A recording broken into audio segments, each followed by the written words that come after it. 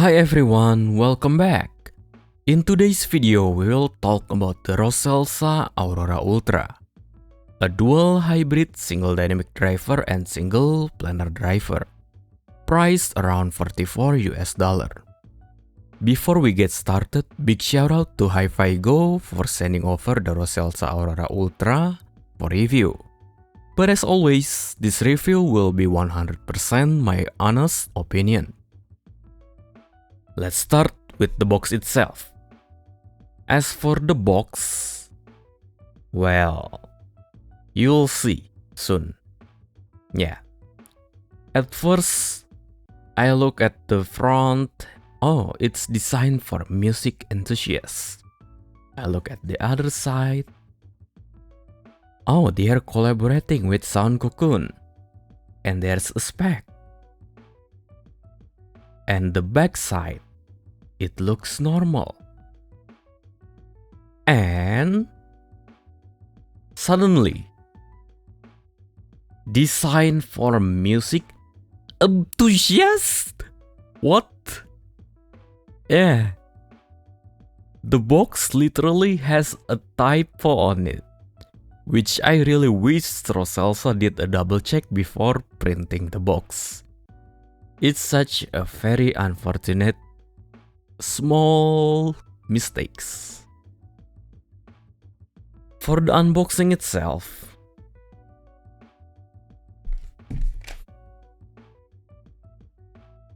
we get a manual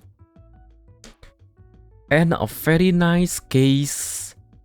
And on this box, I believe this is the Sound Cocoon liquid silicone ear tips. Yes, it is.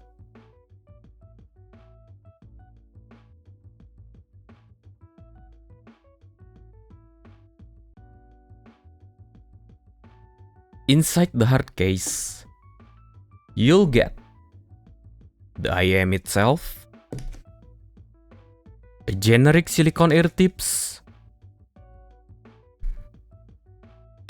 a 2-pin cable that sadly on my particular unit or sample, the pin is bent, as you can see. The pin is literally bent.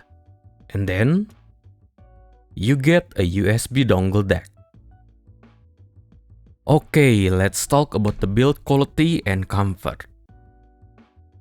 As for the IEM itself, the IEM is made from plastic with metal faceplate. See? The plastic and a metal faceplate.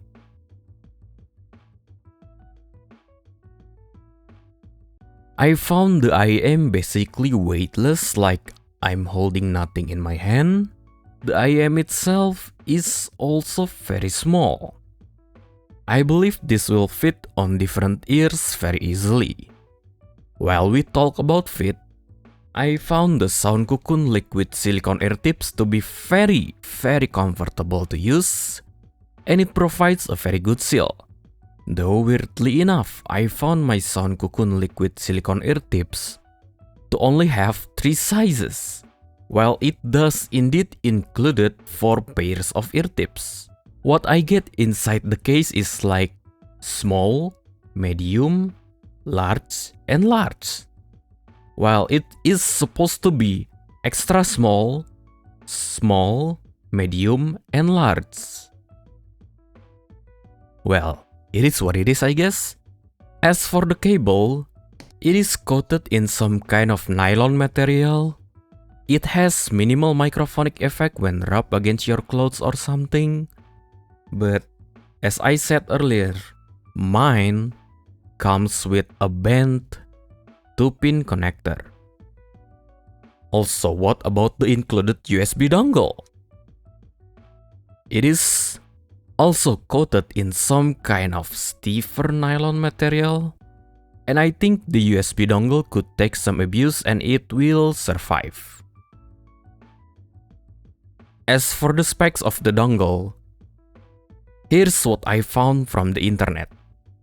The dongle type is RZ200M, plug type 3.5 to Type-C, with ALC5686 decoder chip.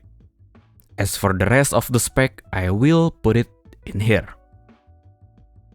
Okay, now let's talk a bit about the marketing. It sounds like they are either desperately trying to oversell the marketing material, or I'm just nitpicking here, because they made bold claims such as featuring the same acoustic design as high-end flagship models, and master reference sound. And then, for this one, it's kind of funny. Professional, hi-fi cable superior gaming experience, featuring 5N OCC cable for minimal distortion and pristine sound. Here is the funny part. The esports version includes a flagship imported dynamic driver for crystal clear voice communication, ensuring seamless battlefield performance. And the thing is, I don't found any esports version of this Aurora Ultra, which is kinda confusing. And also, if we talk about gaming, where's the microphone, bro? Anyway, let's see in the sound part of this review if the Roselsa Aurora Ultra delivers those bold claims. For the sound, the setup I use is the RZ200M dongle, the Sound Cocoon silicone ear tips, which is very comfortable, also the stock cable, the bent one, and the music is from Apple Music and Spotify, covering J-pop, rock, EDM, metal, jazz, and rap.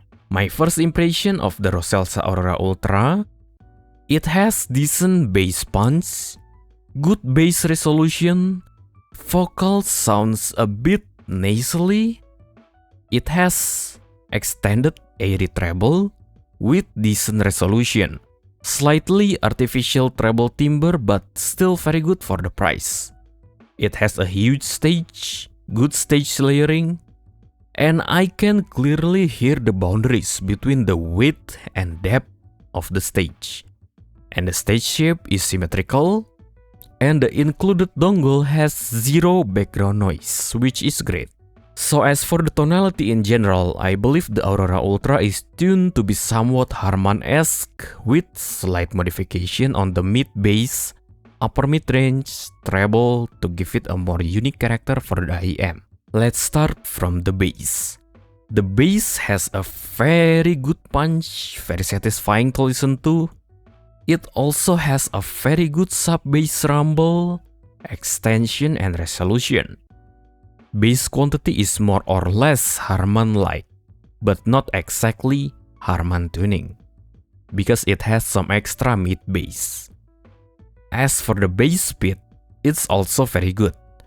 The Aurora Ultra can easily keep up with the double pedal music such as your typical metal genre. Mid-range. Vocal could sounds a bit nasally at times, due to the 2 kHz boost in the upper mid-range area. Sometimes it also experiences a bit of sibilance if the track itself is mastered brightly. As for the instrument, I found it to be quite pleasing to listen to. As always for instrument, I tested with Violet Evergarden OST, the ultimate price. Violin and piano sounds forward due to the 2 kHz boost, and it actually sounds intense but in a good way. For the treble, it is airy, extended, very good resolution for the price. When you look at the graph, especially on the treble region, it might turn some people off, but actually the 10 kHz above peak or boost is not destructive in terms of tonal. It actually created a good sense of airiness in the overall presentation.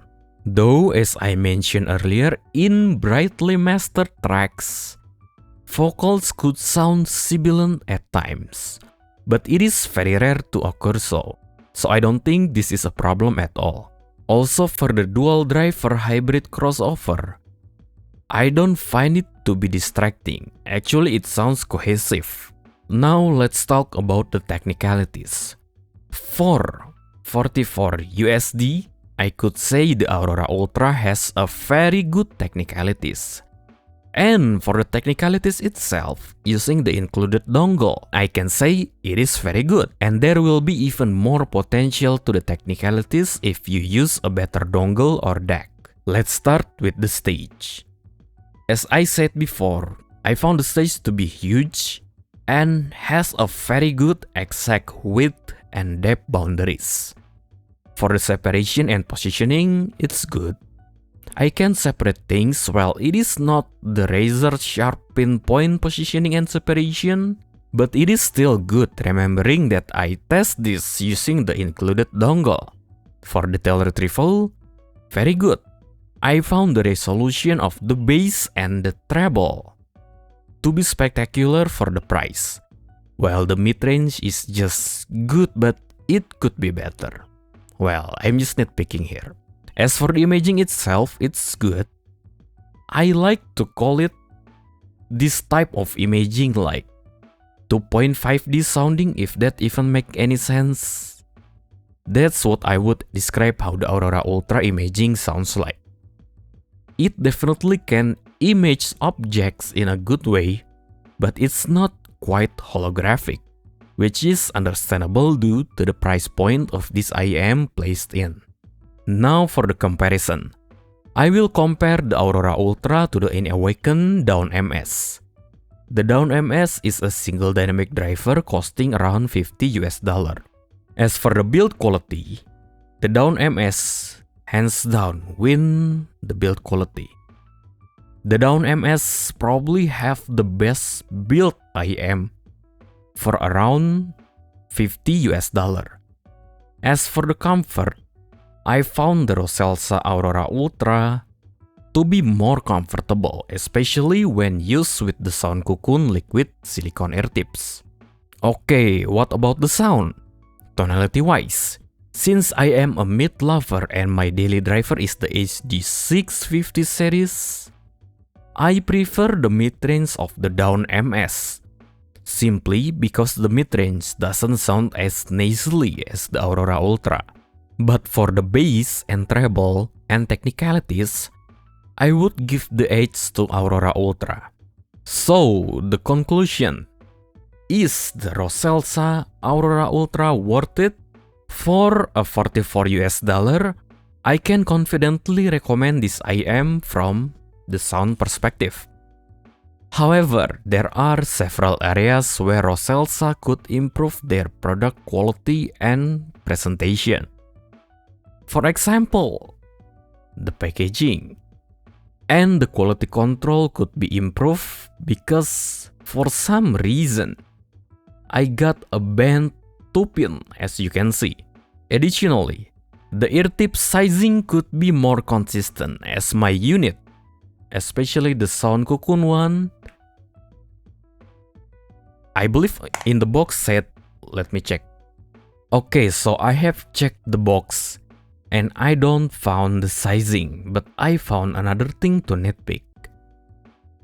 Sound Cocoon ear tips times 3, while in fact, I got 4 pairs of this. Okay, it sounds like I'm literally nitpicking here, but the attention to small details actually matters, at least personally for me. Okay, now finally, the marketing claims tend to exaggerate the product capabilities. In terms of sound quality, I actually like the Aurora Ultra. The only issue I have with this particular IEM is just a slight boost around 2 kHz, which causes vocals, particularly female vocals, to sound somewhat nasally. Overall, I would still recommend the Roselsa Aurora Ultra to anyone seeking a well-rounded, engaging and detailed IEM experience for under $50. But it just like the small details too, packaging and the marketing and the quality control of the cable could be improved. Okay, anyway, for $44 as a complete package that you get, like the good hard case, the liquid silicone ear tips, the dongle, the kinda bent cable, it's actually pretty good value. So yeah, I can recommend the Roselsa Aurora Ultra if you don't care about any of the gimmick marketing and the small typo and stuff and like, yeah, whatever. Thanks so much for sticking around to the end. If you found this review helpful, do me a favor, hit those like button, and if you want more review like this, hit those subscribe button and share it with your friends. I'll catch you in the next one. Bye bye.